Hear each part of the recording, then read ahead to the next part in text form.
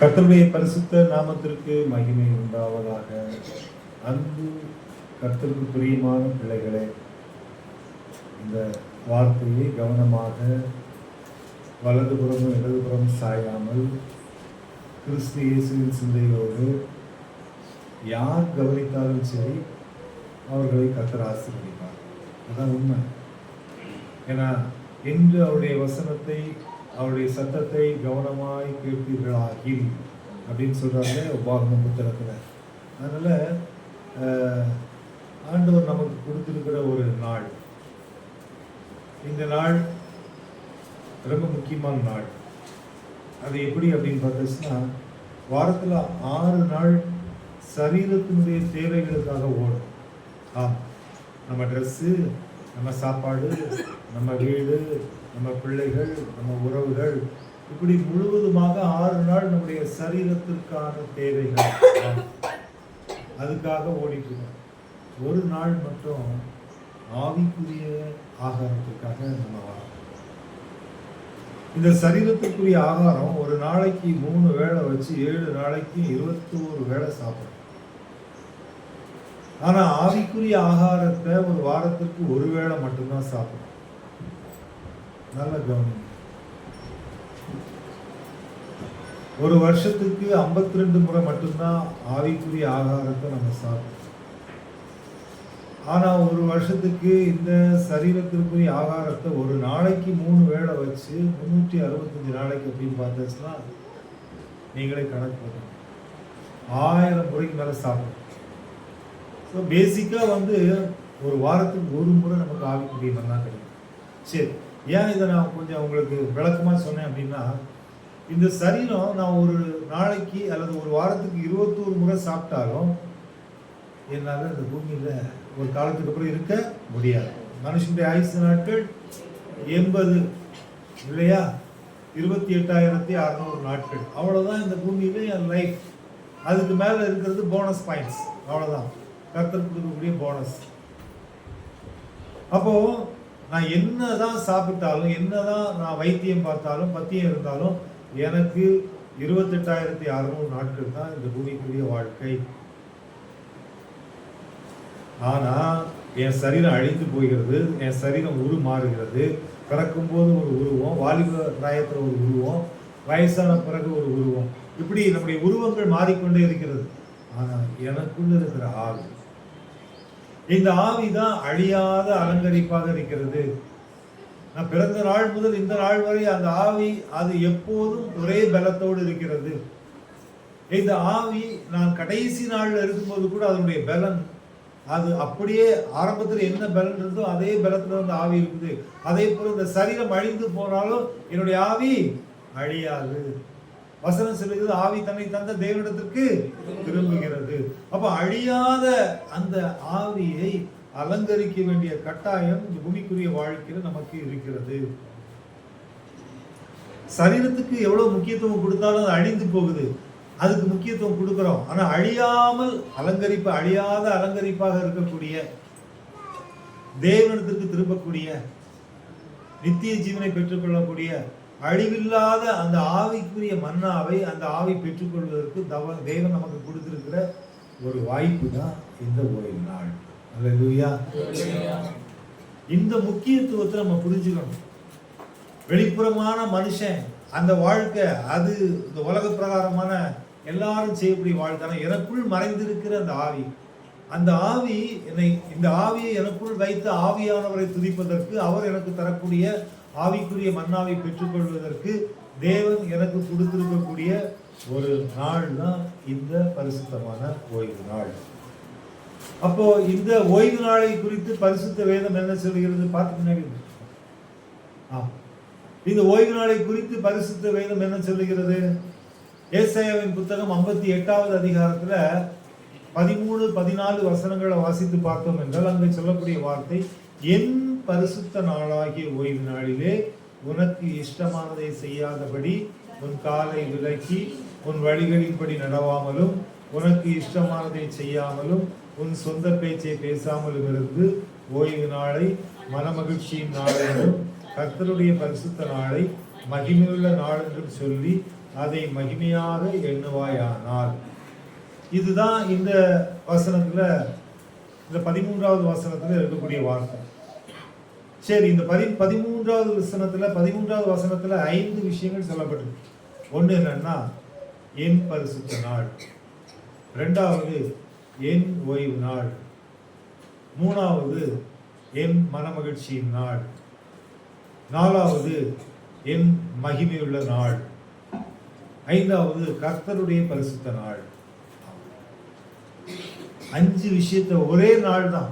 இந்த ஒரே நாள 5 விதமா இந்த வசனத்துல பரிசுத்த தேவன் சொல்கிறார். அதை கொஞ்சம் யோசிச்சு பார்த்தீங்களா?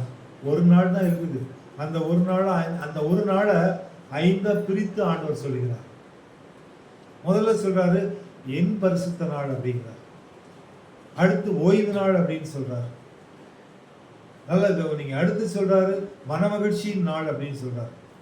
அடுத்து கர்த்தருடைய பரிசுத்த நாள்னு சொல்றாரு. அடுத்து மகிமையுள்ள நாள்னு சொல்றாரு. இப்படி இந்த நிறைய விஷயங்களை அந்த நாட்களுக்குள்ள, இந்த நாளுக்குள்ள அத்தனை நாட்களை ஆண்டவர் இணைக்கிறார்.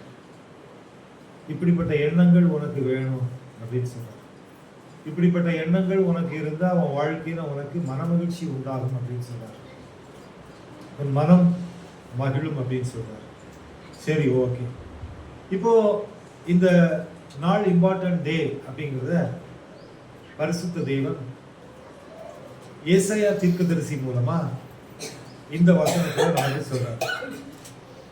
இந்த 58வது அதிகாரத்துல 13வது வசனத்துல ஏசாயா தீர்க்கதரிசி மூலமா அந்த வசனத்தை நம்ம பார்க்கணும். இந்த ஏசாயா தீர்க்கதரிசி தான் இயேசு கிறிஸ்துவின் பிறப்பை குறித்து சொன்னார். இந்த ஏசாயா தீர்க்கதரிசி தான் அவருடைய மரணத்தை குறித்தும் உயிர்த்தெழுதலை குறித்தும் சொன்னவர். இந்த ஏசாயா தீர்க்கதரிசி வாழ்ந்த நாட்கள் ஏசாயா தீர்க்கதரிசியின் புத்தகம் 1வது அதிகாரம் அதுல போட்டிருக்குது. 1வது வசனத்துல உசியா, யோதாம், ஆகாஸ், எசேக்கியா என்பவர்களின் நாட்களில், இந்த ராஜாக்கள் வாழ்ந்த நாட்களில் வாழ்ந்த ஊழியக்காரர் தான் இந்த ஏசாயா அப்படிங்கிற ஊழியக்காரர்.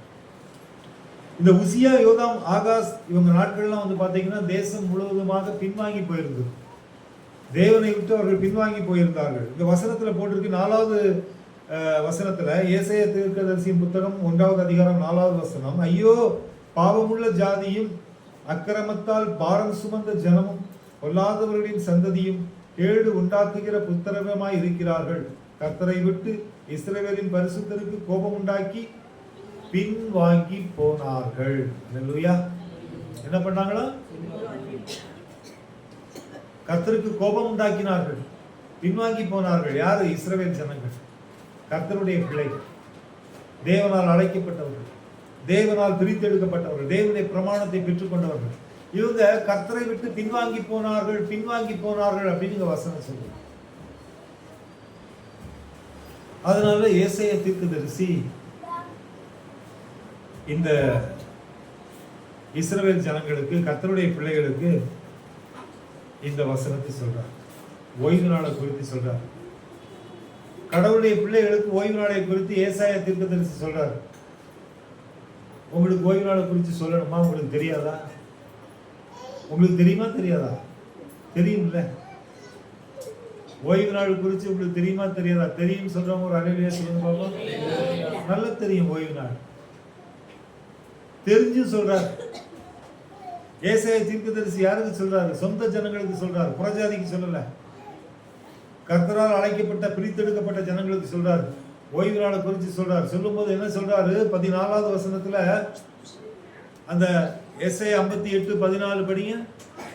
அப்பொழுது கர்த்தரில் மனமகிழ்ச்சியாய் இருப்பாய், பூமியின் உயர்ந்த இடங்களில் உன்னை ஏறி இருக்கும்படி பண்ணீர். உன் தகப்பனாகிய யாக்கோபுடைய சுதந்திரத்தால் உன்னை போஷிப்பேன். கர்த்தருடைய வாய் இதை சொல்லிற்று. பாருங்க, இந்த வசனத்துல நிறைய விஷயங்கள் நம்ம படிச்சிருக்கிறோம். இந்த வசனத்தை நிறைய முறை மெடிடேட் பண்ணிருக்கிறோம். ஆனா இன்னைக்கு இந்த வசனத்துல என்ன பார்க்கிறோம் அப்படின்னா, இந்த ஏசாயா தீர்க்கதரிசி சொல்றாரு, கர்த்தருடைய வாய் இதை சொல்லிற்று. எது சொல்லிட்டா? கர்த்தருடைய வாய் இதை சொல்லிற்று. அவர் வாய் சொல்லல. ஏசாயா தீர்க்கதரிசியுடைய வாய் சொல்லல, கர்த்தருடைய வாய் இதை சொல்லிற்று அப்படிங்கிறார். இதை யாருக்கு சொல்றாரு? இஸ்ரவேல் ஜனங்களுக்கு சொல்றாரு. யார் அவங்க? எகிப்துல அடிமையா இருந்தவங்க. யாரவங்க ஐயோ ஐயோன்னு கத்தி கூச்சல் போட்டு ஆண்டவரே எங்களை காப்பாத்துங்க அப்படின்னு சொன்னவங்க.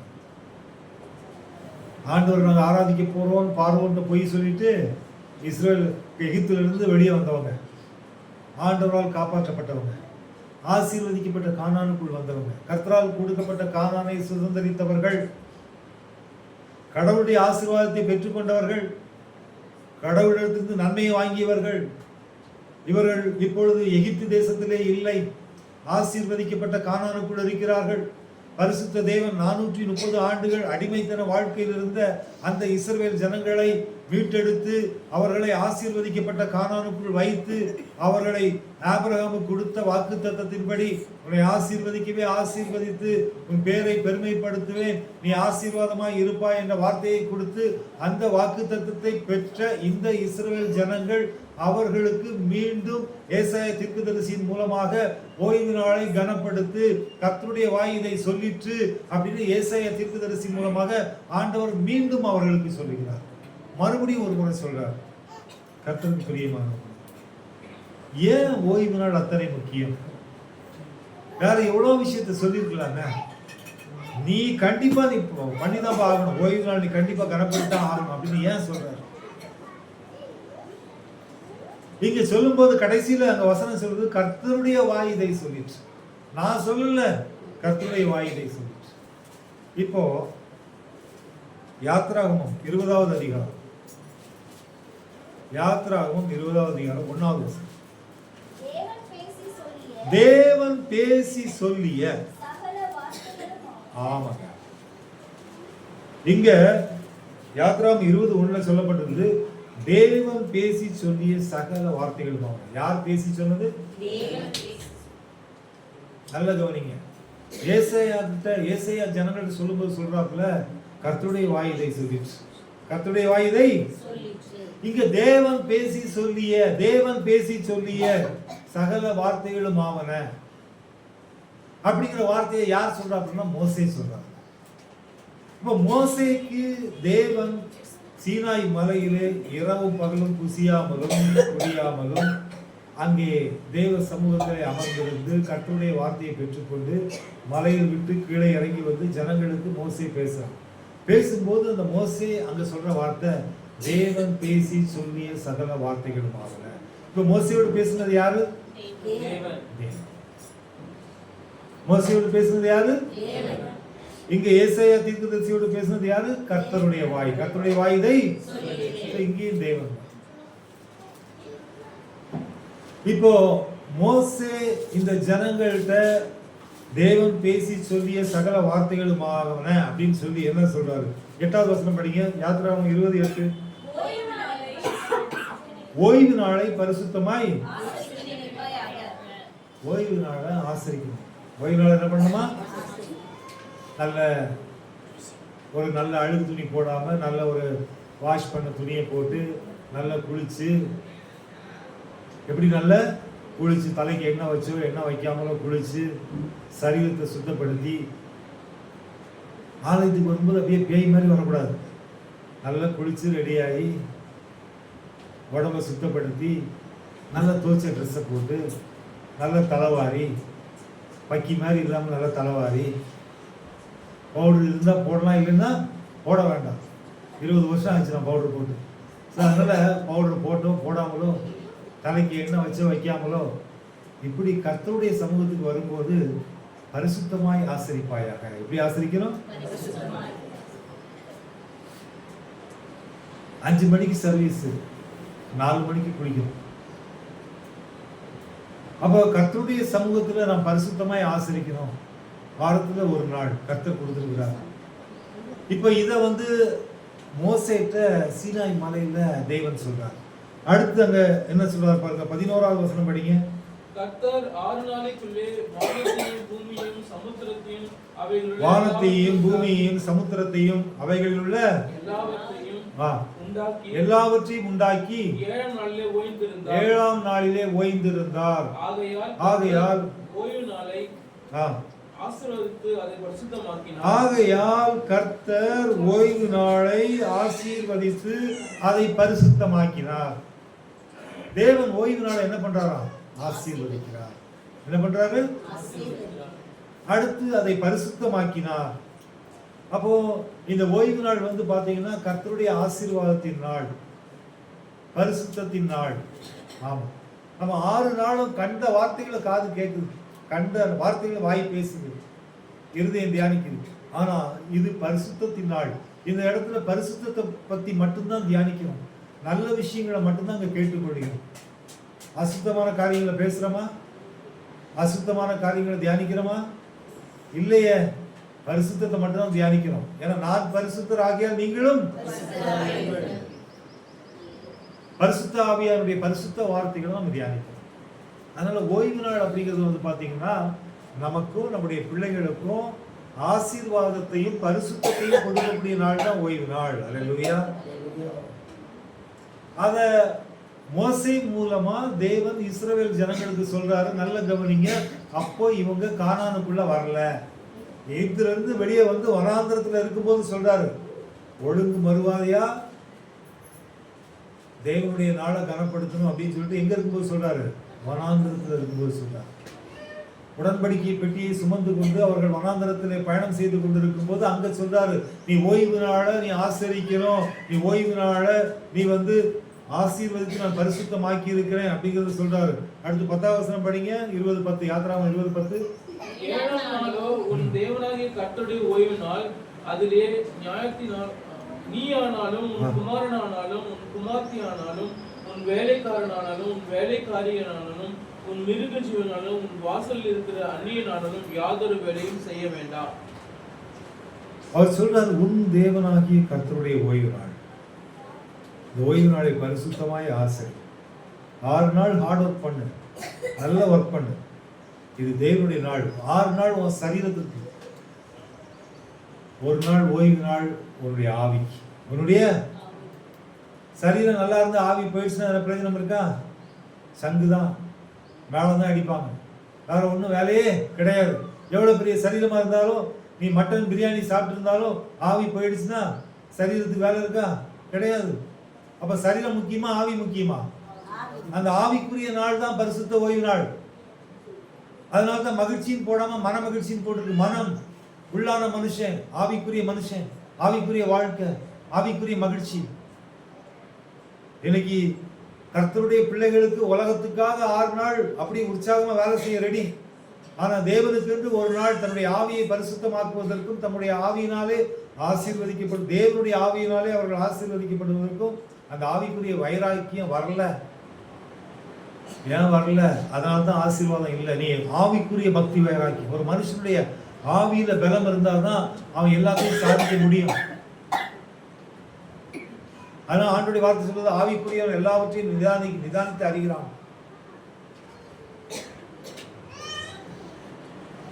நீ ஆவிக்குரிய பிள்ளையாக, ஆவிக்குரியவனை குறித்த சத்தியத்தை ஏற்கனவே நம்ம சொல்லி இருக்கிறோம். அதை குறித்து நம்ம பேச வேண்டிய அவசியம் இல்லை. ஆனா உன் வாழ்க்கை தேவனால் கட்டப்பட வேண்டும் என்று சொன்னால் ஆவியானவர் உனக்கு உதவி செய்ய வேண்டும். உன் ஆவியை தேவனுடைய சமூகத்தில் ஒப்புக் கொடுக்கணும். தேவனை தொழுது கொள்வதற்கு எது முக்கியம்? சரீரம் முக்கியம் இல்லை. யோவான் 4ஆவது அதிகாரத்தில் சொல்றாரு, தேவனை தொழுது கொள்கிறவர்கள் ஆவியோடும் உண்மையோடும் தொழுது கொள்ள வேண்டும். தேவன் ஆவியா இருக்கிறார். நீ தேவனுடைய ஆலயத்தை நீ புறக்கணிக்கிற அப்படின்னு சொல்லியாச்சுன்னா, ஞாயிற்றுக்கிழமை ஆராதனைக்கு முக்கியத்துவம் கொடுக்க மாட்டேங்கிற அப்படின்னு சொல்லியாச்சுன்னா, உன் ஆவியில அனல் இல்லை, உன் ஆவியில உண்மை இல்லை, உன் ஆவியில கர்த்தரை குறித்த பக்தி வைராக்கியம் இல்லை. நீ ஒரு பொய்யன். வெளிப்புறமாக அலங்கரிக்கப்பட்ட வெள்ளை அடிக்கப்பட்ட சுவர் கர்த்தருடைய சமூகத்திலே கர்த்தருக்கு உண்மையாக இல்லை. அதான் உண்மை. பரிசுத்த தேவனுக்கு உண்மையாக இல்லை. அதான் உண்மை. இங்க பரிசுத்த வேதம் அதைத்தான் சொல்லுகிறது. தேவன் அங்க தேவன் பேசி சொல்லிய சகல வார்த்தைகளும் ஆவன. அவர் நேற்றும் இன்றும் என்றும் மாறாதவர். அவர் அன்னைக்கு அப்படி சொன்னாரு, இன்னைக்கு அப்படி சொல்லல. ஜாக்கிரதையா இருங்க. ஓய்வு நாள் உன் வாழ்க்கையில முக்கியமான நாள். உன் வாழ்க்கையில உன் ஆவியையும் ஆத்மாவையும் சரீரத்தையும் போஷிக்கக்கூடிய நாள். மீதி இருக்கிற 6 நாள் நீ சரியா ஓடுவதற்கு உனக்கு சரியான ஒரு காரியத்தை வெளிப்படுத்தக்கூடிய நாள். அதான் ஓய்வு நாள். அதுதான் பழைய ஏற்பாட்டுல இங்க மோசேட்ட ஆண்டவர் சொல்றாரு, தேவன் பேசி சொல்லிய சகல வார்த்தைகளும் ஆவன. அல்லேலூயா. அடுத்து ஆதியாகமம் 2வது அதிகாரம் 2:3 படிங்க. ஆதியாகமம் 2வது அதிகாரம் 2:3. தேவன் தாம் செய்த தம்முடைய கிரியை 7ஆம் நாளிலே நிறைவேற்றி தாம் உண்டாக்கின தம்முடைய கிரியைகளை எல்லாம் முடித்த பின்பு தம்முடைய கிரியைகள் எல்லாம் முடித்த பின்பு 7ஆம் நாளிலே ஓய்ந்திருந்தார். தேவன் தாம் சிருஷ்டித்து உண்டு பண்ணின தம்முடைய கிரியைகளை எல்லாம் முடித்த பின்பு அதிலே ஓய்ந்திருந்தபடியால் தேவன் 7ஆம் நாளை ஆசீர்வதித்து அதை பரிசுத்தமாக்கினார். அதை என்ன பண்ணாரு? தேவன் ஓய்ந்திருந்த நாள் தான் 7ஆம் நாள். தோசைய ஆமா நல்ல ஞாபகம் வச்சுங்க. திருப்பி போட்டுட்டு தோசைன்னா இப்படிதான் இருக்குன்னு சொல்லக்கூடாது. எப்படி போட்டாலும் தோசை தான். நிறைய பேர் இன்னைக்கு என்ன பிடிச்சிட்டாங்க, ஓய்வு நாளை விட்டுட்டாங்க, 7ஆம் நாளை பிடிச்சிக்கிட்டாங்க. கர்த்தருக்கு பிரியமானவர்களே, தேவன் ஓய்ந்திருந்த நாள் அதான் முக்கியம். லேவியராகமம் புத்தகத்திலே எல்லாமும் புத்தகத்திலையும் படிச்சு பார்த்தீங்கன்னா 1ஆம் நாள் 8ஆம் நாள் இருக்கும்.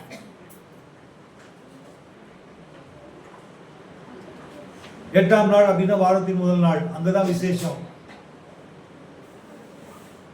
எப்படி கணக்கு போட்டாலும் வார்த்தை வார்த்தை தான். அல்லேலூயா. தப்பிக்கவே முடியாது. நிறைய பேர் வேத புரட்டகர்கள் நிறைய பேர் கிளம்பியிருக்கிறாங்க. சும்மா இந்த கடைசி நாட்கள்ல ஜாக்கிரதை உள்ளவர்களா இருங்க. உங்களுக்கு மிக தெளிவாக சொல்றேன், சபைக்கு கீழ்ப்படியக்கூடியவங்களா இருங்க. அதுதான் உன்னை பரலோகத்துக்கு கொண்டு போகும்.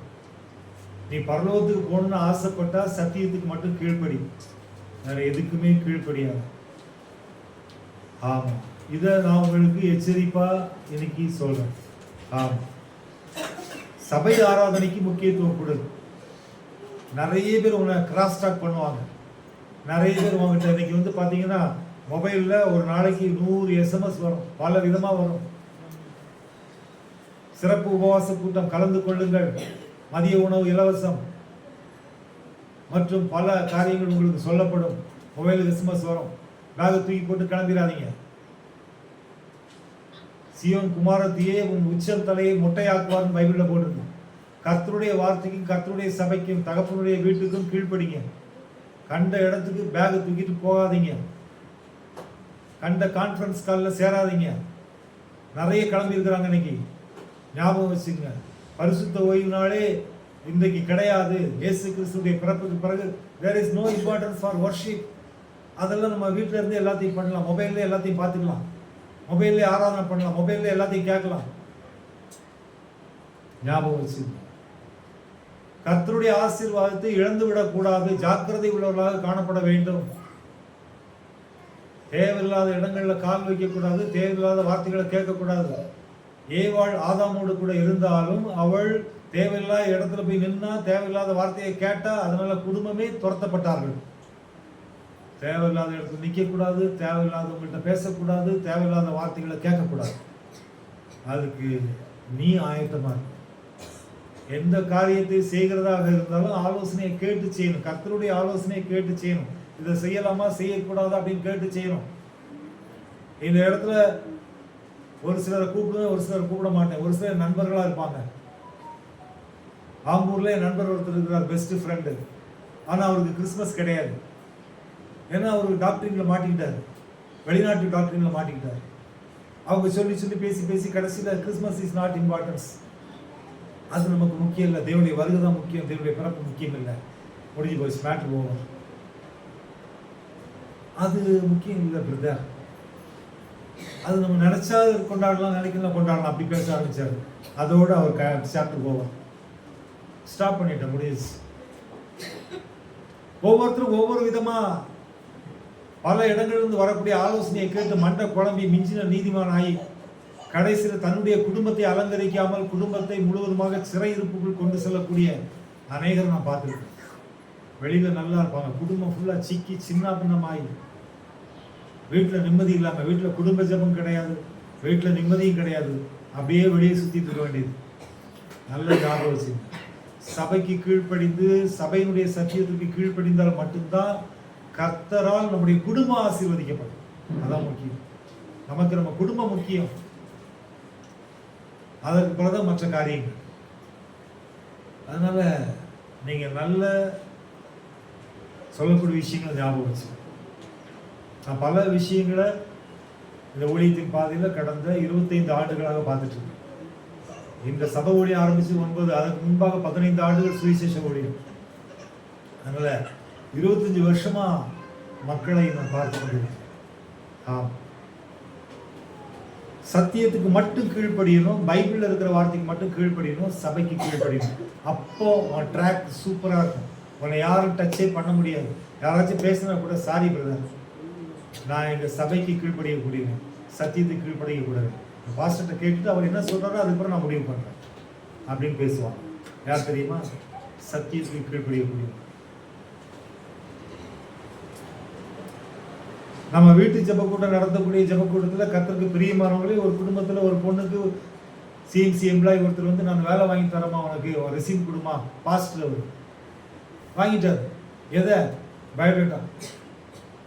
சர்ச்சுக்கு வந்துருமா, நம்ம ப்ரோக்ராம் எல்லாத்தையும் பார்ட்டிசிபேட் பண்ணுங்க, குடும்பமாக வாங்க, வேலை வாங்கி கொடுத்தாங்க. எங்கே? சிஎம்சி. வருஷக்கணக்காக வேலை வாங்கி கொடுக்கல, ஒன்றும் நடக்கவும் இல்லை. அதுக்கு ஒரு நாள் வாயை திறந்து என்கிட்ட சொல்கிறாங்க, அவங்க வீட்டுக்கு ஜெபத்துக்கு போகணும், இந்த மாதிரி சொன்னார் அப்படின்னு. நான் சொன்னேன், முதல்ல ஆண்டவர்கிட்ட மன்னிப்பு கேளு. நீ கர்த்தருடைய சபையை ஏமாத்தாத, கர்த்தரை ஏமாத்தாத. ஏன்னா உன் வாழ்க்கையில் உனக்கு எல்லாவற்றையும் முடிவு செய்யக்கூடியவர் கர்த்தர். உன் ஆசீர்வாத ஜீவ சுவாசத்தை கொடுத்தவர் கர்த்தர். நீ கர்த்தருக்கு உண்மையாக இரு. ஆண்டவருக்கு முதல்ல மன்னிப்பு கேளு. அவர்கிட்ட ஃபோன் பண்ணியோ அல்லது வரும்போதோ சொல்லிவிடு, எனக்கு வேலை வேணாம், நீங்கள் எந்த முயற்சியும் பண்ண வேணாம்னு சொல்லு, கர்த்தர் உனக்கு கொடுப்பாரு அப்படின்னு சொன்னேன். சொன்ன 3வது மாதமே வேலை கிடைச்சிருச்சு. அல்லேலூயா. 3வது மாதமே வேலை கிடைச்சிருச்சு. இப்போ வேலையில் சேர்ந்து 3 வருஷம் ஆகி போச்சு, பர்மனெண்ட்டாக ஆயாச்சு. அல்லேலூயா. கர்த்தருக்கு கீழ்ப்படியும் போது மட்டும்தான். நீ மனுஷனுக்கு பின்னாடி போனேன்னா உனக்கு கண்ணிதான். நீங்க வசனம் சொல்லுது, கர்த்தருடைய நாளை நீ கனம் பண்ணு, நான் உன்னை ஆசீர்வதிப்பேன், அடுத்து உன்னை பரிசுத்தப்படுத்துவேன், பரிசுத்தமாக்குவேன். ஆண்டவர் மோசேட்ட சொல்றாரு ஜனங்க வனாந்தரத்துல இருக்கும்போது, அடுத்து ஏசாயாட்ட சொல்றாரு கானானுக்குள்ள இருக்கும்போது. அல்லேலூயா. முதல்ல யார்கிட்ட சொன்னாரு? மோசேட்ட சொன்னாரு. எங்க இருக்கும்போது? வனாந்தரத்துல இருக்கும்போது. கானானுக்குள்ளவே போகல, ஆசீர்வதிக்கப்பட்ட சீயோனுக்குள்ள போகல. இப்போ ஆசீர்வதிக்கப்பட்ட சீயோனுக்குள்ள எருசலேம்ல இருக்கிறாங்க.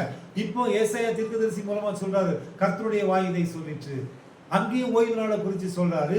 இங்க இருக்கும் போதும், ஆசீர்வதிக்கப்பட்ட சீயோனுக்குள்ள இருக்கும் போதும், நீ சீயோனை மறக்காதே, ஓய்வு நாளை அசட்டை செய்யாதேன்னு இங்க சொல்றாரு. ஏசாயா தீர்க்கதரிசி மூலமா சொல்றாரு. ஆதியாகமம் புத்தகத்துல தேவனே சொல்றாரு, அவரே நேரடியாக சொல்றார். 7ஆம் நாளில் ஓய்ந்திருந்தேன், இது நான் அவர்களை ஆசீர்வதிக்கிற நாள், பரிசுத்தப்படுத்துகிற நாள் அப்படின்னு ஆண்டவரே சொல்றார். கர்த்தருக்கு தெரியுமா? அப்போ ஆதியாகமத்துல தேவன் சொல்றார் ஓய்வு நாளை குறித்து. யாத்ராகமத்துல மோசே மூலமா சொல்றார் ஓய்வு நாளை குறித்து. ஏசாயா தீர்க்கதரிசி மூலமாக மறுபடியும் ஓய்வு நாளை குறித்து சொல்றாரு. எத்தனை ஆச்சரியமான ஒரு விஷயமா இருக்குது. இப்படி இந்த ஓய்வு நாளை குறித்து அவர் தொடர்ந்து சொல்லிக்கிட்டே வரார். இப்ப பழைய ஏற்பாட்டுல இந்த காரியங்களை பார்த்தோம். வேத வாசிக்குள்ள எரேமியாட்ட சொல்றாரு. எரேமியா மூலமா 17ஆம் அதிகாரத்தை படிச்சோமா இல்லையா? என்ன படிச்சோம்? என் சொல்லை கேட்பீர்களாகில், அது மட்டும் படிக்க, கேட்பீர்களாகில். எரேமியா 17ல 24 படிங்க. நீங்களோவெனில் ஓய்வு நாளில் இந்த நகரத்தின் வாசல்களுக்குள்ளே சுமையை கொண்டு வராதபடிக்கும், ஓய்வு நாளில் ஒரு வேலையையும் செய்யாமல் அதை பரிசுத்தமாக்கும்படிக்கும் என் சொல்லை கேட்பீர்களானால், என் சொல்லை கேட்பீர்களானால் போதும். என் சொல்லை கேட்பீர்களானால், என் சொல்ல கேட்டா மகிழ்ச்சி அப்படின்னு சொல்றார். சரி, இதெல்லாம் பழைய ஏற்பாட்டுல இந்த ஓய்வு நாளை குறித்து அவர் சொல்லி கொண்டு வந்த காரியம். கர்த்தருக்கு பிரியமானவர்களே, இப்ப புதிய ஏற்பாட்டுல பார்ப்போம். மத்தேயு 12:8. மனுஷகுமாரன் ஓய்வு நாளுக்கும் ஆண்டவராய் இருக்கிறார் என்றார். இப்போ மனுஷகுமாரன் யாரு? இயேசு கிறிஸ்து. ஹல்லேலூயா. தேவன் மனுஷகுமாரன் இயேசு கிறிஸ்து தானே. இங்க வசனம் சொல்லுது மனுஷகுமாரன் ஓய்வு நாளுக்கும் ஆண்டவராய் இருக்கிறார். மனுஷகுமாரன் ஓய்வு நாளுக்கு என்னவா இருக்கிறாரு? ஆண்டவராய் இருக்கிறார். அடுத்து மார்க் 2:28. மார்க் 2:28. ஆகையால் மனுஷகுமாரன் ஓய்வு நாளுக்கும் ஆண்டவராய் இருக்கிறார். மனுஷகுமாரன் ஓய்வு நாளுக்கும் ஆண்டவராய் இருக்கிறார். மத்தேயு அதான் சொல்றாரு, மார்க்கும் அதான் சொல்றாரு. அடுத்து லூக்கா 6:5. லூக்கா 6வது அதிகாரம் 5வது வசனம். மனுஷகுமாரன் ஓய்வு நாளுக்கும் ஆண்டவராய் இருக்கிறார் என்றார். ஹல்லேலூயா. நல்ல கவனிங்க. ஆதியாகமத்துல தேவன், ஆதியாகமத்துல யாரு? யாத்ராகமத்துல தேவன், தேவன் பேசி சொல்லிய சகல வார்த்தைகளும் ஆவன. ஏசாயா தீர்க்கதரிசியின் புத்தகத்துல கர்த்தர், கர்த்தருடைய வாய் இதை சொல்லிற்று. இங்க புதிய ஏற்பாட்டுல மனுஷகுமாரன் ஓய்வு நாளுக்கும் ஆண்டவராய் இருக்கிறார். அப்ப மனுஷகுமாரன் யாரு? இயேசு கிறிஸ்து யாரு? 1 தீமோத்தேயு 3வது அதிகாரம் 16வது வசனம் படிங்க. 1 தீமோத்தேயு 3:16. அன்றையும் தேவ பக்திக்குரிய ரகசியமானது யாவரும் ஒப்புக்கொள்கிறபடியே மகா மேன்மை உள்ளது. மகா மேன்மை உள்ளது. தேவன் மாம்சத்திலே வெளிப்பட்டார். தேவன் மாம்சத்திலே வெளிப்பட்டார். யார் மாம்சத்திலே வெளிப்பட்டது? யாரு? தேவன். அப்ப ஆதியாகமத்தில் சொல்லப்பட்ட தேவன், யாத்ராகம புத்தகத்தில் சொல்லப்பட்ட தேவன், ஏசாயா தீர்க்கதரிசியின் புத்தகத்திலே சொல்லப்பட்ட தேவன், மத்தேயு மார்க்கு லூக்கா புத்தகத்திலே சொல்லப்பட்ட தேவன், 1 தீமோத்தேயு 3:16 சொல்லப்பட்ட தேவன், அவர்தான் மாம்சத்தில் வெளிப்பட்டார். அவர்தான் மாம்சத்தில் வெளிப்பட்டது யாரு? ஹல்லேலூயா. சத்தியம் உங்களை விடுதலையாக்கும். எது விடுதலையாக்கும்? சத்தியம் தான் வாழ்க்கையில விடுதலையை தரும். வேற எதுவும் விடுதலையை தராது. அதனால மனுஷகுமாரன், அதனால அந்த வசனம் சொல்லுது மனுஷகுமாரன் ஓய்வு நாளுக்கு ஆண்டவராய் இருக்கிறார்.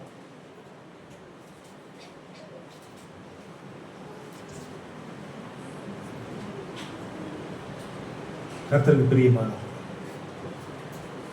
எத்தனை முக்கியமான ஒரு நாள் இந்த ஓய்வு நாள். இந்த ஓய்வு நாளை குறித்து இன்னொரு வார்த்தை ரொம்ப தெளிவா ஆண்டவர் சொல்றாரு. என்ன தெரியுமா? மார்க் 2வது அதிகாரம் 27வது வசனம். மார்க் 2:27. ஒரு நிமிஷம் எடுத்துட்டு, மார்க் 2:27 பக்கம் 50வது பக்கம். மார்க் 2:27. மார்க் 2:27 50வது பக்கம். படிங்க. பின்பு அவர்களை நோக்கி, மனுஷன் ஓய்வு நாளுக்காக உண்டாக்கப்படவில்லை, ஓய்வு நாள் மனுஷனுக்காக உண்டாக்கப்பட்டது. மனுஷன் ஓய்வு நாளுக்காக உண்டாக்கப்படவில்லை, ஓய்வு நாள் உனக்காக உண்டாக்கப்பட்டது. உனக்காக உண்டாக்கப்பட்ட நாள், உனக்காக கொடுக்கப்பட்ட நாள். இன்னைக்கு அநேகர் ஓய்வு நாளை அசட்டை செய்கிறார். தேவனால் உனக்கு கொடுக்கப்பட்ட நாள், தேவனால் உனக்காக உண்டாக்கப்பட்ட நாள். உனக்காக உண்டாக்கப்பட்ட நாளை நீ அசட்டை பண்ணினால் கர்த்தர் எப்படி உன்னை ஆசீர்வதிப்பார்? ஹலோ, எப்படி நீ தேவனுடைய ஆசீர்வாதத்தை பெற்றுக்கொள்ள முடியும்? எப்படி நீ தேவனிடத்துல பரிபூரணமான ஆசீர்வாதத்தை பெற்றுக்கொள்ள முடியும்? எப்படி தேவனுடைய நன்மையை நீ சுதந்திரித்துக் கொள்ள முடியும்? எப்படி தேவனுடைய பரிசுத்தத்தை உன் குடும்பத்திற்கு கொண்டு வர முடியும்? உனக்காக உண்டாக்கப்பட்ட நாளை, உனக்காகவே உண்டாக்கப்பட்ட நாளை நீ அசட்டை செய்தால் கர்த்தர் எப்படி உன்னை உயர்த்துவார்? அவர் வைத்திருக்கிற உன்னதமான ஆசீர்வாதங்களுக்கு இங்க ரொம்ப தெளிவா சொல்லப்பட்டிருக்குது. 6 நாள் நான் உலகத்திற்காக உண்டாக்கணும்ப்பா. நீ இந்த உலகத்தினுடைய எல்லாவற்றையும் நீ சுதந்திரிக்கணும். இந்த உலகத்துல நான் உண்டாக்கி வைத்திருக்கிற எல்லா நன்மைகளையும் நீ பெற்றுக்கொள்ளணும். இந்த 6 நாளும் முழுக்க இந்த உலகத்திற்காகவே எல்லாவற்றையும் நான் சிருஷ்டித்தேன். ஆனா அந்த ஒரு நாள் மட்டும் எக்ஸ்ட்ரா இருக்குது பாரு. அந்த ஒரு நாள் நான் உனக்காக உண்டாக்கின நாள்.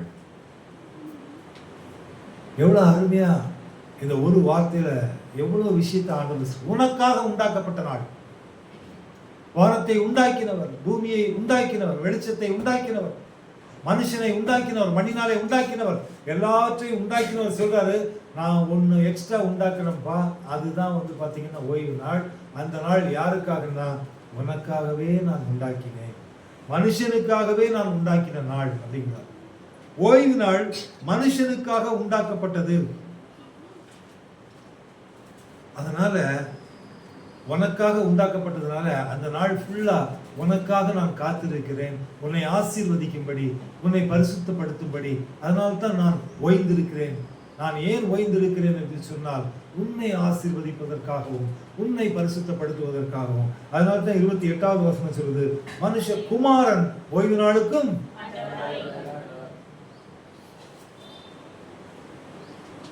கர்த்தருக்கு பிரியமானவர். அதனால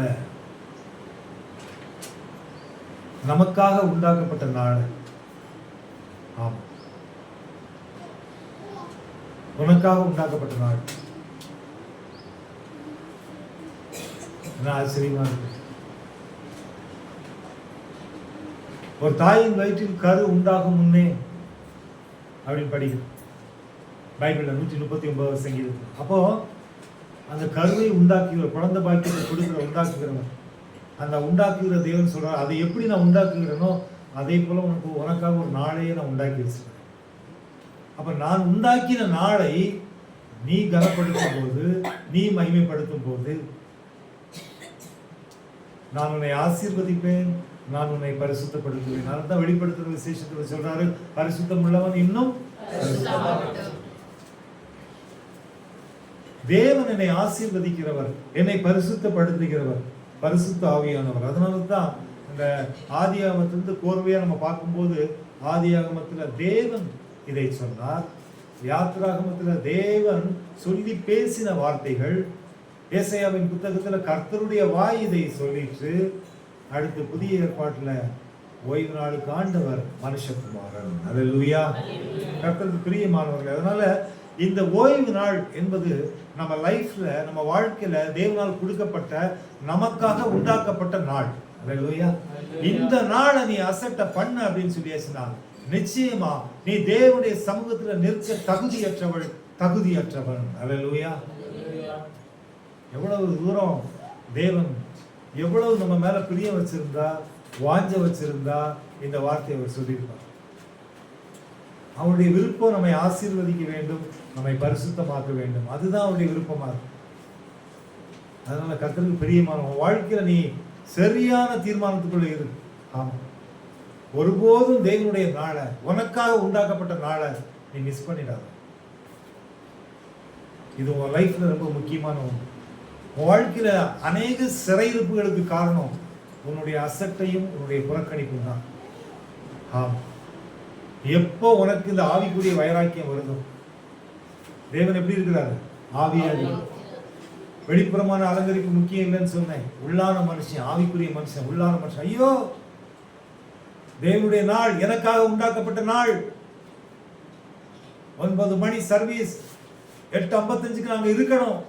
எனக்காக எனக்காக உண்டாக்கி வைத்திருக்கிற அத்தனை நன்மைகளை நான் பெற்றுக்கொள்ள வேண்டும். 6 நாள் உலகத்துக்காக ஓடினேன், இந்த செத்து போற சரீரத்துக்காக ஓடினேன், நாற்றம் எடுக்கக்கூடிய இந்த சரீரத்துக்காக ஓடினேன், 3 மண்புடி 3 மண்வெட்டியில் எடுத்து மண்ணை போடக்கூடிய இந்த சரீரத்துக்காக 6 நாள் ஓடினேன். உள்ள இருக்கிற ஆவி ஜீவன் உள்ளது, அது அழியாதது, அது அலங்கரிக்கப்பட்டது, தேவனுடைய ராஜ்யத்திற்கு செல்லக்கூடியது, மறுபடியும் உயிர்ப்பிக்கப்படக்கூடியது, நித்தியமாய் தேவனோடு கூட வாழக்கூடியது. அதற்காக அவர் எனக்கு உண்டாக்கி வைத்திருக்கிற அந்த நாளிலே அந்த ஆவிக்குரிய மன்னாவை நான் பெற்றுக்கொள்ள தடை செய்கிற எல்லா சாத்தானின் அதிகாரங்களும் ஒழிந்து போகட்டும், என்னை நீர் ஆயத்தப்படுத்தும் என்று சொல்லி தேவ சமூகத்தில் நீ உன்னை ஒப்புக் கொடுக்கும் பொழுது, பரிசுத்த தேவன் அந்த ஆவிக்குரிய மன்னாவை உன் ஆவிக்கு தந்து, உன் ஆவியை புதிதாக்கி தேவன் அவருடைய ஆசீர்வாதங்களினால் நிரப்புவார். அல்லேலூயா. இதுதான் நம்முடைய வாழ்க்கையில முக்கியமான ஒரு விஷயமா இருக்கு. ஆனா கடைசி நாட்கள்ல இதைத்தான் பிசாசு கரெக்டா பிளான் பண்ணி அடிக்கிறான். படிங்க எபிரேயர் 10வது அதிகாரம் 25வது வசனம். எபிரேயர் 10:25. சபை கூடி வருதலை சிலர் விட்டு விடுகிறது போல நாமும் விட்டுவிடாமல் ஒருவருக்கொருவர் புத்தி சொல்ல கடவோம். நாளானது சமீபித்து வருகிறதை எவ்வளவாய் பார்க்கிறீர்களோ அவ்வளவாய் புத்தி சொல்ல வேண்டும். ஹல்லேலூயா. நல்ல எடுத்துக்கிட்டீங்களா எல்லாரும்? எபிரேயர் 11வது அதிகாரம் 307வது பக்கம், 307வது பக்கம் கடைசி வசனம். இதோட முடிக்க போறோம். 307 எடுத்தாச்சா? அங்க போட்டிருக்கு எபிரேயர் 10வது அதிகாரம். எபிரேயர் 10வது அதிகாரத்துல 25வது வசனம். சபை கூடி வருதலை சிலர் விட்டு விடுகிறது போல நாமும் விட்டு விடாமல். அப்படின்னா இந்த தேவனுடைய நாள்ல சபை கூடுதல் இதை சிலர் விட்டுறாங்க. யாரு? நல்ல பெரிய பெரிய புத்திசாலிங்க, அறிவாளிங்க, மிஞ்சின நீதிமான், ஆன்லைன் ஹீரோக்கள். என்ன ஹீரோக்கள்? ஆன்லைன் ஹீரோக்கள். அவங்களுக்கு லைவா உட்கார்ந்து ஜெபம் பண்றது பிடிக்காது. ஆமா, அப்படி போன்ல காதல் வச்சுட்டு அப்படியே ஆன்லைன் மட்டும் தான் பிடிக்கும். நிறைய பேர் கிளம்பிருக்காங்க. அப்படி ஜாக்கிரதை உள்ளவர்களாக இருக்க வேண்டும். பரிசுத்த ஓய்வு நாள்னா திருச்சபையில உன் கால் இருக்கணும். உன் கால் கர்த்தருடைய சமூகத்தில் இருக்கணும். பூமிக்குரிய வாசஸ்தலம், தேவன் வைத்திருக்கிற இந்த பூமிக்குரிய வாசஸ்தலத்தில் உன்னுடைய கால் இருக்கணும். ஏணி எந்த இடத்துல போட்டிருக்கோ அந்த இடத்துல உன் கால் இருக்கணும். பில்டிங் இருக்கிற இடம் வாசஸ்தலம் இல்ல. நல்ல ஞாபகம் வச்சுங்க. ஏணி இருக்கிற இடம் தான் வாசஸ்தலம். அல்லேலூயா. வானத்தின் வாசல், வானத்துக்கு ஏறி போற வாசல், வானத்துக்கு ஏறி போற ஏணி, அங்க உன் கால் இருக்கணும் பரிசுத்த ஓய்வு நாள்ல. அடுத்த வசனம் சொல்லுகிறது, சபை கூடி வருதலை சிலர் விட்டு விடுவது போல நாமும் விட்டு விடாமல். ஒன்றும் இல்லை, ஒரு டிஃபரெண்ட். நல்லா பாருங்க, நம்ம சர்ச்சை நீங்க நைட் வீட்டில் போய் கரெக்டாக பேர் எழுதிக்கங்க. மொத்தம் 55-60 குடும்பம் இருக்குது. இதுல சண்டே மிஸ் ஆகாம வரக்கூடிய குடும்பங்கள் அப்படி தனியா எழுது. கட்டடிக்கிற குடும்பங்கள் தனியா எழுது. அப்புறம் எப்போவாது ஒரு தலையை காட்டுற குடும்பங்கள் தனியா எழுது. எழுதிட்டு அப்படி 3ஆ பிரிச்சுக்கோ. 4வது ஒரு காலம் போட்டுக்கோ. 4வது காலத்துல கடன் பிரச்சனை, அதுக்கு பிறகு தீராத வியாதி, அப்புறம் ஆபத்து, அதுக்கு பிறகு மனக்கலக்கம், கிளேசம், அப்படி எல்லாம் போட்டுக்கோ. போட்டுட்டு எந்த குடும்பங்கள் பாதிப்பு எது அதிகமாக இருக்கு பாருங்க. டிக்கெட்ஸ் பாருங்க, உனக்கு தெரியும், கண்டுபிடிப்பேன். ஆஹா, இதான் மேட்ரு. இதான் தீராத பிரச்சனை, தீராத முடிவு, தீராத எல்லாத்துக்கும் காரணம் இதுதான். ஒன்றும் பண்ண முடியாது அப்படின்னு நீயே முடிவு பண்ண பாருங்க. தேவன் கணக்கு பார்க்கிறவர். என்ன பார்க்கிறவர்? அவர் கணக்கு பார்க்கிறவர். கர்த்தருக்கு பிரியமானவர்களே, பெஸ்ட் கணக்கு வாத்தியார் அவர். சரவணனோட பெரிய ஆளவர். பாருங்க, மேக்ஸ் டீச்சர் தானே சரவணா, இல்லையா? ஆமா, பாருங்க பாருங்க, அவர் நல்ல கணக்கு போடுறவர். அவர் போடுற கணக்கு கரெக்டா இருக்கும். அல்லேலூயா. நீங்க வசனம் சொல்வது, சபை கூடி வருதலை சிலர் விட்டு விடுகிறது போல நாமும் விட்டு விடாமல் ஒருவருக்கொருவர் நாளானது சமீபித்து வருகிறதை எவ்வளவாய் பார்க்கிறீர்களோ அவ்வளவாய். ஏன்னா அடுத்த வசனம் சொல்வது, சத்தியத்தை அறியும் அறிவை அடைந்த பின்பு நாம் மனப்பூர்வமாய், என்னது, மனப்பூர்வமாய் பாவம் செய்கிறவர்களாய் இருந்தால் போதும். அல்லேலூயா. எப்படி பாவம் செய்யறோம்? என் கஷ்டம் ஆண்டவருக்கு தெரியாதா? இன்னைக்கு போனாதான் பணம் கொடுப்பான். ஹலோ, ஆண்டவருக்கு தெரியாதா என் கஷ்டம்? ஆண்டவருக்கு உன் கஷ்டமும் தெரியும், உன்னுடைய அக்கிரமும் தெரியும், உன்னுடைய மீறுதலும் தெரியும், உன்னுடைய பாவமும் தெரியும், உன்னுடைய இருதயமும் தெரியும், உன்னுடைய நல்ல காரியங்களும் அவருக்கு தெரியும். அல்லேலூயா. தேவனுக்கு எல்லாமே தெரியும். கர்த்தருக்கு பிரியமானவர்களே, பரிசுத்த தேவனுடைய இந்த வார்த்தை மறக்காதீங்க. சபை கூடி வருதலை சிலர் விட்டு விடுகிறது போல நாமும் விட்டு விடாமல். நல்ல ஞாபகம் வச்சுக்கணும். உன் குடும்பத்தில், உன் வீட்டில் யாருக்கு என்ன பிரச்சனை, என்ன நடந்தாலும் சரி, ஞாயிற்றுக்கிழமை டிஸ்டர்ப் பண்ணாங்க. தேவனால் எனக்கு கொடுக்கப்பட்ட நாள், எனக்கு எங்க பாஸ்டர் கொடுக்கல அந்த நாள். பைபிளில் போட்டிருக்கு, ஆண்டவரால் எனக்கு உண்டாக்கப்பட்ட நாள், அவரால் எனக்கு உண்டாக்கப்பட்ட நாள். அதை நான் அசட்டை பண்ண முடியாது. அவ்வளவுதான், அசட்டை பண்ண முடியாது. அப்படி சொன்னா அதுக்கு அர்த்தம் என்னது? அப்ப என் பொண்ணு கல்யாணத்துக்கு வரமாட்டியா? அப்ப நம்ம பழக்க வழக்கம் 20 வருஷம் நட்பு இதுதானா? அப்ப நீ குடும்பத்துக்கு நீ தாய் மாமனா இருந்தா என்ன பிரயோஜனம்? உன் பேர் வர பத்திரிகையில போட்டுருக்கிறேன், எப்படி தாய் மாமன் அப்படின்னு போட்டுருக்கிறேன். பத்திரிகையில் பேர் போட்டு நீ வரமாட்டேன்னா நாளைக்கு உன் வீட்டுக்கு எந்த நல்ல விசேஷத்துக்கு நான் வரமாட்டேன். அப்போ வீட்டில் இருக்கிற மனைவி, ஏங்க நம்மளும் ஒரு பொட்ட பிள்ளையை வச்சிருக்கிறாங்க, நம்மளும் ஒரு பொட்ட பிள்ளையை வச்சிருக்கிறோம். பாஸ்ட் ஒன்றும் பிரச்சனை இல்லை, கோவிச்சிக்க மாட்டார், ஒன்றும் கோவிச்சிக்க மாட்டார். அதனால நம்ம அவர்கிட்ட சொல்லிடுவோம், நான் அங்கே இருக்கிற சர்ச்சுக்கு போயிடுறேன். எங்கே இருக்கிறேன்? அங்கே இருக்கிற நான் ஓய்வு நாள் மிஸ் பண்ண மாட்டேன், அங்கே இருக்கிற சர்ச்சுக்கு போயிடுறேன். அதனால் ஏன்னா ஒரு முக்கியமான ப்ரோக்ராம், வேறு வழி இல்லை, அவ்வளோதான், வேறு வழி இல்லை. அதுதான் கர்த்தருக்கு பிரியமானவர்கள். நீ தேவன் அவரால் உனக்கு உண்டாக்கப்பட்ட நாளை நீ அசட்டை பண்ணும்போது வாழ்க்கையில ஊழியக்காரருக்கு அவருக்கு எந்த பிரச்சனையும் கிடையாது. அவர் அதை பற்றி கவலைப்பட போகிறது. அவர் உடனே ஜெபம் பண்ணுவார், கர்த்தாவே அந்த குடும்பத்தை ஆசீர்வதிங்கப்பா, அடுத்த வாரமாக வந்து சேரட்டுப்பா, அவ்வளோதான் சொல்லுவார். ஆனால் ஆண்டவர் இருக்கிறார் பாருங்க, அவர் வேற லெவல். அவர் என்ன லெவலு? வேற லெவல். அவர் எல்லாருக்கும் ட்ரீட்மெண்ட் ஒரே மாதிரி தான் கொடுப்பார், ஒரே மாதிரி தான் கொடுப்பார். அதான் உண்மை. கர்த்தருக்கு பிரியமானவர்களே, நம்முடைய வாழ்க்கையில இந்த ஆவிக்குரிய வைராக்கியம் அது முக்கியம். இந்த ஆவிக்குரிய வைராக்கியத்தை இன்னொரு அர்த்தத்தில் சொல்றதா இருந்தா அது எப்படி சொல்லலாம் அப்படின்னா, தேவனுக்கு கீழ்ப்படிதல். தேவனுக்கு இப்போ உன்னை ஞாயிற்றுக்கிழமை சர்ச்சுக்கு சபைக்கு வர விடாம உன்னை தடை செய்கிறது யாரு? சொல்லுங்க, யாரு? அது நீ மாமனா இருந்தாலும் சரி, மச்சானா இருந்தாலும் சரி, அப்பாவா இருந்தாலும் சரி, ஆத்தாளா இருந்தாலும் சரி, அது பிசாசு. அது என்னது? பிசாசு. சபை கூடுதல் தேவனுடையது, தேவனுடைய நாள், தேவனால் உண்டாக்கப்பட்டது. பழைய ஏற்பாட்டில் அவன் கொலை செய்யப்பட கடவுள் அப்படிங்கிறார், கொண்டு போடுவேங்கிறார் பழைய ஏற்பாட்டில். புதிய ஏற்பாட்டில் அவர் சொல்றாரு, இது என்னுடைய நாள், நான் உனக்காக உண்டாக்கின நாள்ங்கிறார்.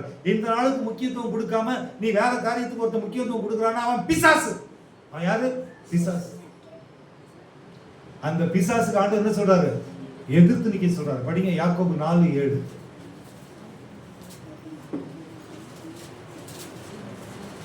யாக்கோபு 4வது அதிகாரம்.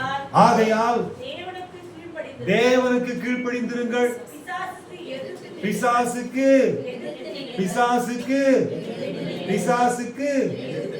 நீ ஞாயிற்றுக்கிழமை சபை கூட்டத்தில் விட்டுட்டு நீ வேற காரியத்துக்கு போனேன்னா நீ பிசாசுக்கு எதிர்த்து நிக்கலன்னு அர்த்தம். பிசாசுக்கு அதான் உண்மை. பிசாசுக்கு எதிர்த்து நில்லுங்கள்னு போட்டு அதோட முடிச்சிருந்தா பரவாயில்ல. அடுத்து என்ன பண்றது? அப்பொழுது அவன் உங்களை விட்டு அதுக்கு பிறகு உன்னை டிஸ்டர்ப் பண்ண மாட்டான். நீ ஒரு முறை எதிர்த்துட்டேன்னா, ஒரு முறை பிசாசுக்கு எதிர்த்துட்டேன்னா அதுக்கு பிறகு உன்கிட்ட வரமாட்டான். உன்னை விட்டு என்ன பண்ணுவாராம்? ஓடி போவான். எப்படி போவான்? சொந்த தம்பி மகளுக்கு அந்த பூப்புனித நீராட்டு விழா, சொந்த அண்ணன் தான் நான். அப்படி கிராண்ட் பத்திரிகையில என் பேர் போட்டிருக்கான். எப்படியும் அண்ணன் வந்துடுவான் ஞாயிற்றுக்கிழமை. என்ன கிழமை? முடியாது, போக முடியாது. அவ்வளோதான், போகலைங்க. கர்த்தருக்கு பிரியமானவர்களே, அதுக்கு பிறகு வருத்தப்படுறான். அவன் மூஞ்சிலே முடிக்க மாட்டான், அவங்ககிட்ட பேச மாட்டேன், அவனுக்கு எனக்கு எந்த சம்மந்தமும் கிடையாது, எனக்கு சம்மந்தம் கிடையாது. ஆனால் ஒரு வாரம் கழிச்சு சொல்றாப்புல, நான் தான் தப்பு பண்ணிட்டேன், நான் தான், எனக்கு நல்லா தெரியும் ஞாயிற்றுக்கிழமை வர முடியாது அவனால. நான் கொழுப்பு எடுத்து போய் நான் ஞாயிற்றுக்கிழமை வச்சுட்டேன்.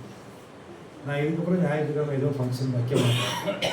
ஆமாம், நான் தான் தப்பு பண்ணிட்டேன் அப்படின்னு அவன் சொன்னான்.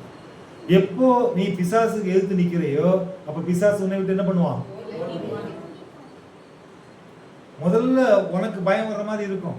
ஆனால் நீ எப்போ எதுக்க ஆரம்பிக்கிறையோ அப்போ அவன் ஓடி போயிடுவான். நீ கர்த்தருடைய மகனா சாட்சியா இருப்ப. உன்னை எதிர்த்தவர்கள் எல்லாம் உன் பட்சத்தில் வருவார்கள். அல்லேலூயா. உண்மை. அன்பா இருப்பாங்க. இன்னைக்கும் அந்த அன்பா இருப்பாங்க. சூழ்நிலை புரிஞ்சாச்சுன்னா அவங்க அன்பா இருப்பாங்க. என்ன பண்றது? அந்த பிள்ளைகளுக்கு அவ்வளோ பக்தி வைராக்கியம், கடவுளை குறித்து அவ்வளோ வைராக்கியமா இருக்கிறாங்க. நாம என்ன பண்ண முடியும்? நம்மளும் கடவுள் பக்தியாக தானே இருக்கிறோம். அதே போல அந்த பிள்ளைகளும் பக்தியா இருக்குது. அவங்க கடவுளுக்கு அடுத்த காரியத்தில் உண்மையா இருக்கிறாங்க. நம்ம குறை சொல்ல முடியாது அப்படின்னு அவங்களே அப்படியே உள்டாவ மாறிடுறாங்க. அல்லேலூயா. அப்போ எந்த அளவுக்கு நீ தேவனுக்கு கீழ்ப்படிஞ்சா கர்த்தர் உனக்காக யுத்தம் பண்ணுவார் அப்படிங்கிறத நீ புரிஞ்சுக்கோ. அல்லேலூயா. கர்த்தருக்கு பிரியமானது. இந்த பரிசுத்த ஓய்வு நாள்ல ஆண்டவர் நமக்கு கொடுத்திருக்கிற வார்த்தை, அவர் உன்னை ஆசீர்வதிக்கிறவர். பக்கத்துல பார்த்து சொல்லுங்க, அவர் உன்னை ஆசீர்வதிக்கிறவர். சரவணா ரமேஷ் கைப்பிடி, அவர் உன்னை ஆசீர்வதிக்கிறவர். அவர் உன்னை பரிசுத்தமாக்குகிறவர். ரொம்ப முக்கியம். அவர் உன்னை, இங்க மட்டும்தான் பரிசுத்தத்தை பற்றி சொல்லுவோம். சினிமா தேட்டர்ல சொல்ல மாட்டாங்க. சொல்லுவாங்களா? சினிமா தேட்டர்ல பரிசுத்தம்னா என்ன சொல்லி கொடுப்பாங்களா? சொல்லி கொடுக்கவே மாட்டாங்க. டீ கடையில் சொல்லி கொடுப்பாங்களா? சொல்லிக் கொடுக்க மாட்டான். கல்யாண வீட்டில் சொல்லிக் கொடுக்க மாட்டான். ஹோட்டல்ல எங்கேயுமே சொல்லிக் கொடுக்க மாட்டாங்க. பரிசுத்தத்தை வெளிப்படுத்தக்கூடிய இடம் இங்க மட்டும்தான். அதனால தான் குடும்பத்தோட ஆலயத்துக்கு வரோம், பிள்ளைகளை கூட்டிட்டு வரோம். சின்ன பிள்ளைகளை கூட்டிட்டு அந்த பிள்ளைகளுக்கு சின்ன வயசுல இருந்தே பரிசுத்தம்னா என்ன, பரிசுத்தம்னா என்ன, பரிசுத்தம்னா என்ன சொல்லி கொடுக்குறோம். அப்போ கர்த்தருடைய ஆலயம் உன்னை ஆசீர்வதிக்கும் இடம், உன்னையும் உன் குடும்பத்தையும் பரிசுத்தமாக்கும் இடம். அல்லேலூயா. அதான் உண்மை. நீங்க கொஞ்சம் யோசிச்சு பாருங்க. இந்த ஆலயத்துக்கு வந்து ஒரு 8 வருஷம் ஆயிடுச்சு, 9 வருஷம் ஆயிடுச்சு. 9 வருஷத்துக்கு முன்னாடி நீ ஒரு மாசத்துக்கு எத்தனை சினிமா பார்த்துருப்ப, எத்தனை தியேட்டருக்கு போயிருப்ப, எத்தனை டீ கடைக்கு போயிருப்ப, எத்தனை உதவாத ஃப்ரெண்ட்ஸுக்கு கூட உட்காந்து பேசிட்டு இருந்திருப்ப. எவ்வளவு அநியாயம், அட்டுழியம், அக்கிரமம், பாவம், டேஷ் டேஷ் டேஷ் பண்ணிருப்ப. இப்போ எப்படி இருக்க? இப்போ ஹலோ அல்லேலூயா. அது பண்ணக்கூடாது, இதை பண்ணக்கூடாது, அது தப்பு அப்படி யாரும் சொன்னாங்களா? இல்லை. சண்டே மட்டும் வந்த சர்ச்சுக்கு சத்தியத்தை கேட்ட, சத்தியத்தில் பலப்பட்ட, உன்னுடைய ஆவி புதிதாயிட்டே வருது, உன் ஆவியில் குணமாகுது. ஆவியில் குணமாகும் போது உள்ளான மனுஷன் யோசிக்கிறான், இது செய்யக்கூடாது, இது செய்யணும், இது தப்பு, இது சரி. உன் ஆவி முடிவு பண்ணுது. நேர்வழியாக நடக்க ஆரம்பிக்கிற, வலதுபுறம் இடதுபுறம் சாய மாட்டுக்கிற, ஸ்ட்ரைட் ஆகிடுற. கொஞ்ச நாளில் கலர் கலர் போட்டு, கலர் கலர் கொலுசு, கலர் கலர் ஜில் ஜில் எல்லாம் போட்டு வந்து நீ திடீர்னு எல்லாத்தையும் காட்டி தூக்கி போடுற, டக்குன்னு ஒயிட் அண்ட் ஒயிட் மாறுற. எல்லாமே உங்ககிட்ட மாற்றங்கள் வந்துக்கிட்டே இருக்கு. காரணம் என்ன? ஆவியில் புதிதாக்கப்படுது. ஆவியில ஆடின ஆட்டம் என்ன, ஓடின ஓட்டம் என்ன, எல்லாம் முடிஞ்சு கடைசியில என் தேவனே அப்படின்னு சொல்லிட்டு முழுவதுமா ஆண்டவருக்கு அர்ப்பணிக்கக்கூடிய மகனா மாறுற அப்படின்னு சொல்லிச்சுன்னா, அதை கொடுக்கக்கூடிய ஒரே இடம் தேவனுடைய ஆலயம். அல்லேலூயா.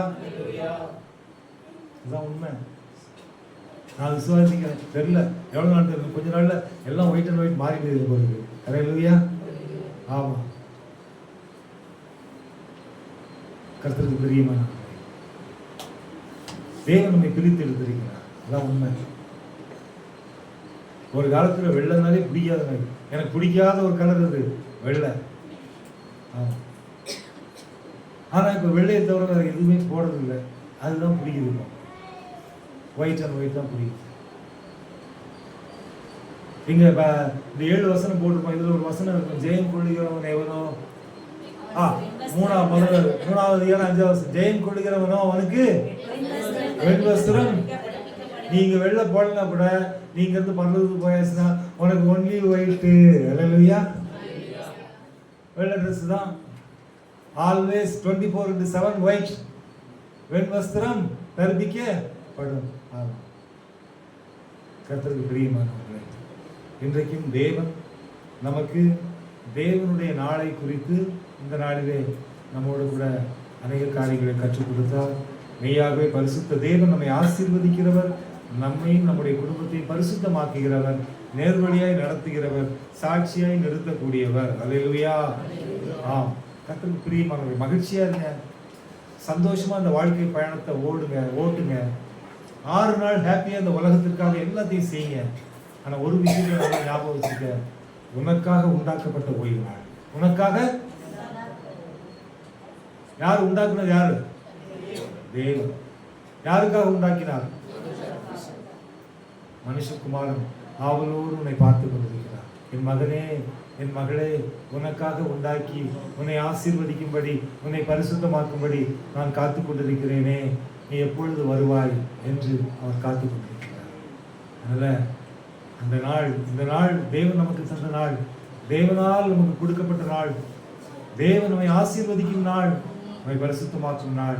தொடர்ந்து நாம் இந்த நாளை கனப்படுத்துவோம். கர்த்தருடைய பூரண ஆசீர்வாதங்களை பெற்றுக்கொண்டு கர்த்தருக்கு சாட்சியாய் வாழ நாம் ஆயத்தமாவோம். அல்லேலூயா. கர்த்தருக்கு மகிமை உண்டாவதாக. பரிசுத்த தேவன் உங்களை ஆசீர்வதிப்பார்.